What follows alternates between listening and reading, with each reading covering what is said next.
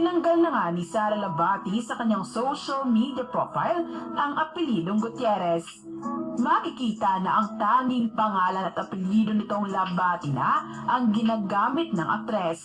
Ito ay kasunod ng naging issue na lumabas tungkol sa mister na si Richard Gutierrez at Barbie Imperial na namataan di umano sa isang bar noong Sabado ng gabi, January 6. Kasunod ng pagtanggal ni Sara Labati sa apelidong Gutierrez, ay in-unfollow na rin ito lahat ng miyembro ng Gutierrez family.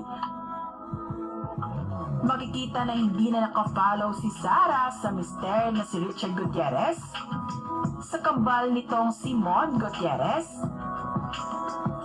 sa aktres na si Rufa Gutierrez na dating close rin kay Sara. Samantala, tinapos na nga ni Sara Labati ang pagiging Gutierrez. Tinanggal na nga ni Sara Labati sa kanyang social media profile ang apelidong Gutierrez. Makikita na ang tanging pangalan at apelyido nitong Labati na ang ginagamit ng aktres. Ito ay kasunod ng naging issue na lumabas tungkol sa mister na si Richard Gutierrez at Barbie Imperial na namataan di umano sa isang bar noong Sabado ng gabi, January 6. Kasunod ng pagtanggal ni Sara Labati sa apelidong Gutierrez, ay in-unfollow na rin ito lahat ng miyembro ng Gutierrez family.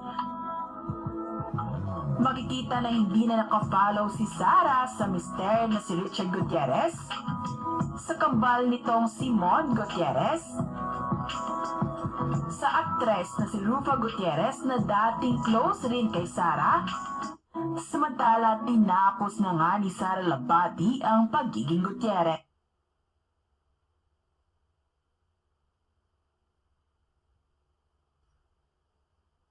Masayang ibinahagi ni Sara Labati sa kanyang social media ang malaki nitong lilipat ang bahay.